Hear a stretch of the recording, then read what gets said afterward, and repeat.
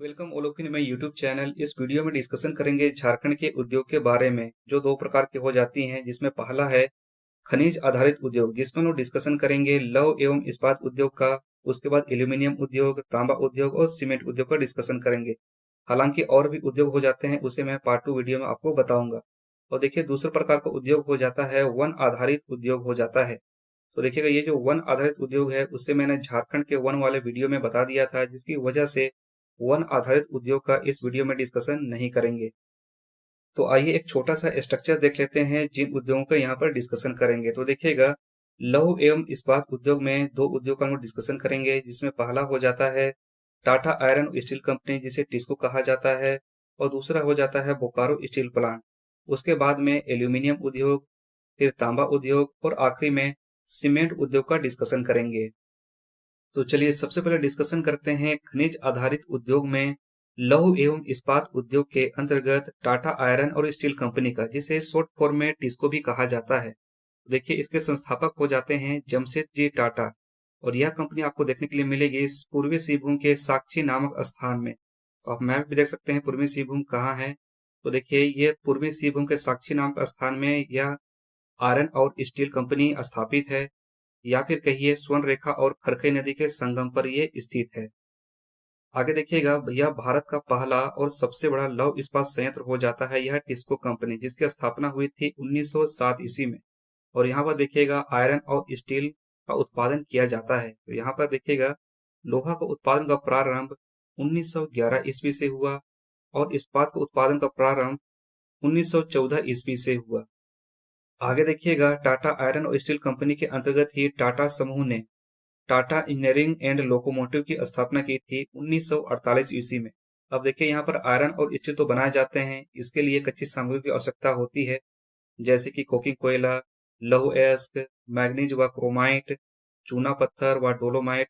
तो ये देखिए कहाँ कहाँ से प्राप्त होते हैं। तो देखिएगा, कोकिंग कोयला धनबाद जिला के झरिया क्षेत्र से प्राप्त होता है। लौह अयस्क पश्चिमी सिंहभूम के नुआ मुंडी क्षेत्र से। मैग्नीज व क्रोमाइट ये भी पश्चिमी सिंहभूम के चाईबासा क्षेत्र से प्राप्त होता है। और चूना पत्थर व डोलोमाइट यह उड़ीसा के पांकोस खान से प्राप्त होता है। तो देखिएगा, उड़ीसा जिला का सुंदर नगर जिला में पांकोस खान स्थित हो जाता है, जहां से चूना पत्थर व डोलोमाइट की प्राप्ति होती है टाटा आयरन स्टील कंपनी को। और यहाँ पर नोट में ध्यान दीजिएगा, 2005 ईस्वी में टिस्को का नाम बदलकर टाटा स्टील कर दिया गया। इस पॉइंट को भी आप ध्यान में रखिएगा। चलिए अगला देखते हैं।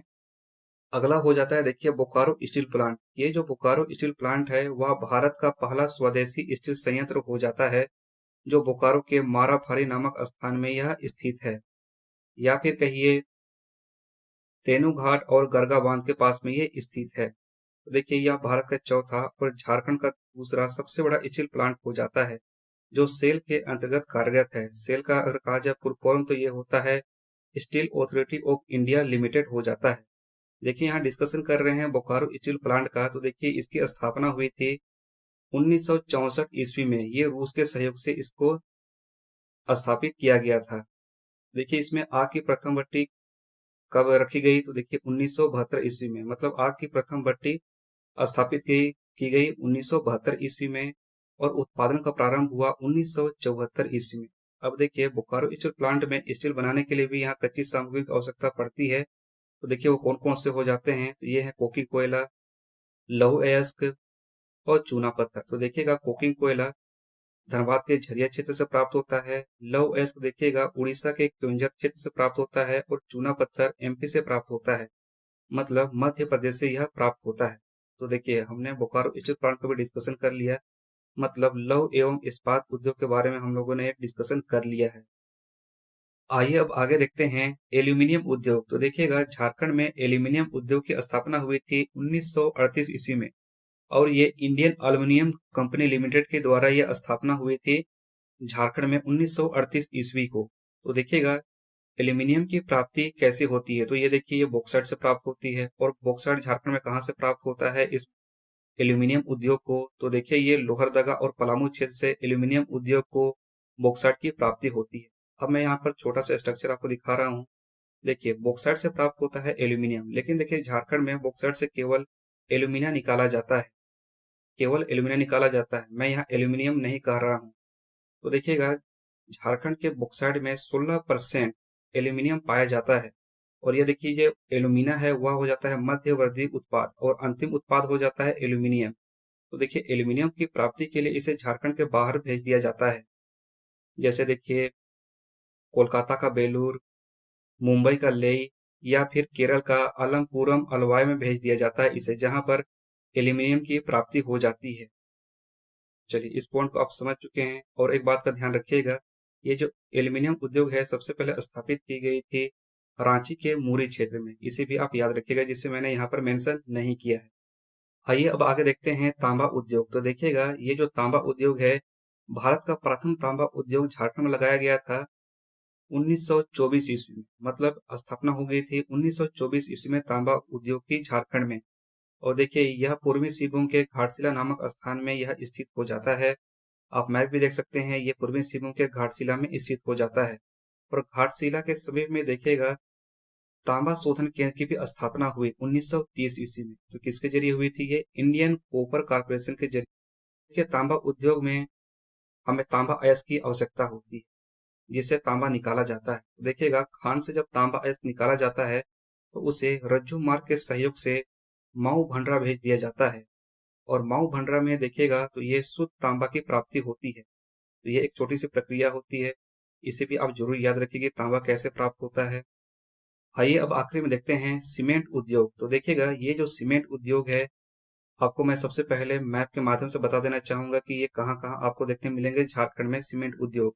देखिए ये मुख्य रूप से पलामू के जपला में देखने मिलेगा, धनबाद के कुमार धुबी और सिंदरी में, बोकारो हो जाता है, फिर उसका पूर्वी सिंहभूम का जमशेदपुर, पश्चिमी सिंहभूम का झींकपानी और रांची का खलारी। तो इस क्षेत्र में आपको देखने मिल जाएंगे सीमेंट उद्योग। अब देखिए सीमेंट उद्योग में सीमेंट बनाया जाता है तो कच्चे माल के रूप में किसका उपयोग किया जाता है? तो ये देखिए चूना पत्थर का उपयोग किया जाता है। लेकिन देखा जा रहा है यहाँ पर झारखंड में कहीं कहीं पर स्लैग और स्लज से भी निर्माण किया जा रहा है सीमेंट, जैसे कि जमशेदपुर, बोकारो, झींकपानी, सिंदरी, जहां पर स्लैग और स्लज से सीमेंट का निर्माण किया जा रहा है। अब देखिए ये जो स्लैग हो जाता है और स्लज हो जाता है, इसकी प्राप्ति कहाँ से होती है? तो देखिए इस स्लैग की प्राप्ति होती है लौह इस्पात कारखाना से और स्लज की प्राप्ति होती है खाद कारखाना से। तो देखिएगा एक प्रकार से स्लैग लौह इस्पात कारखाना का अपशिष्ट हो जाता है, उसी प्रकार से स्लज भी खाद कारखाना का हो जाता है। यहाँ पर एक पॉइंट को और याद रखिएगा, सीमेंट उद्योग में झींकपानी और जमशेदपुर का लाफाज सीमेंट कारखाना, ये दोनों के दोनों स्लैग आधारित सीमेंट उद्योग हो जाते हैं। मतलब लौह इस्पात उद्योग से प्राप्त अपशिष्ट के जरिए यहाँ पर सीमेंट का निर्माण किया जाता है। तो इस वीडियो में इतना ही। Thank you for watching. Have nice day all.